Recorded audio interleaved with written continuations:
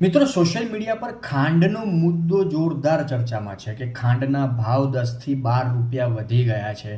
ઇથેનોલના મામલાની પણ વાત ચાલી રહી છે કે ઇથેનોલ આવ્યું અને ખાંડના ભાવમાં વધારો થયો, આવનારા સમયમાં પણ વધશે. ભાજપને તમે ખૂબે ખૂબે મત આપ્યા છે તો હવે ભોગવો વધુ એક મોંઘવારીનો માફ કરજો. ઘણી બધી વાતો સોશિયલ મીડિયા પર ચાલી રહી છે. હવે આનું સંપૂર્ણ સત્ય શું છે એ હું જાણવાની કોશિશ કરીશ અને સમય મળશે તો વિડીયો બનાવીશ. પણ અત્યારે સોશિયલ મીડિયા પર જે ચાલી રહ્યું છે ખાંડનો મુદ્દો કે વધુ એક મોંઘવારીનો માર, મેં મારા મમ્મીને પૂછ્યું હમણાં તાજેતરમાં એ ખાંડ લાવ્યા હશે તો કે અત્યારે ખાંડનો ભાવ શું ચાલે છે. મારા મમ્મીએ કીધું હમણાં હું તાજેતરમાં લાવી તો 55-56 રૂપિયાની આસપાસ ભાવ ચાલે છે, જે નોર્મલ દુકાનો હોય ત્યાં. સોશિયલ મીડિયા પર 60-62 રૂપિયાની વાતો ચાલી રહી છે. હા, પણ મારા મમ્મીએ એટલું મને કહ્યું કે ખાંડનો ભાવ વધ્યો છે 100%.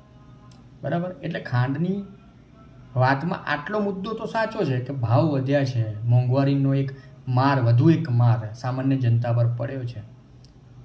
હવે જોવાનું આવનારા સમયમાં હજી કેટલી મોંઘવારી વધે છે. આમ તો દરેક વસ્તુમાં બધું વધ્યું જ છે, મોંઘવારીની ચરમસીમા પર છે, કશું કહી શકાય એમ નથી. અત્યારે તો સામાન્ય માણસ રોજ પીસાઈ રહ્યો છે.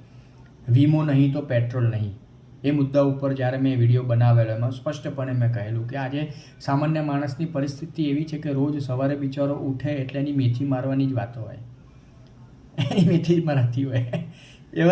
એવા માહોલમાં જ અત્યારે બિચારો સામાન્ય માણસ જીવી રહ્યો છે. આજે શું કરવું શું ના કરવું સામાન્ય માણસ સમજી નથી શકતો. રોજ સવારે બિચારાને લાઇનમાં લગાડી દેવામાં આવે છે, ક્યારેક રોજગારીની લાઈન, ક્યારેક મોંઘવારીની લાઈન, ક્યારેક બીજી કોઈક લાઈન સરકારી કચેરીની. સામાન્ય માણસ ને જીવવાનું મતલબ હવે છોડી દો જીવવાનું, આ જીવન જ ખોટું છે આપણું તો.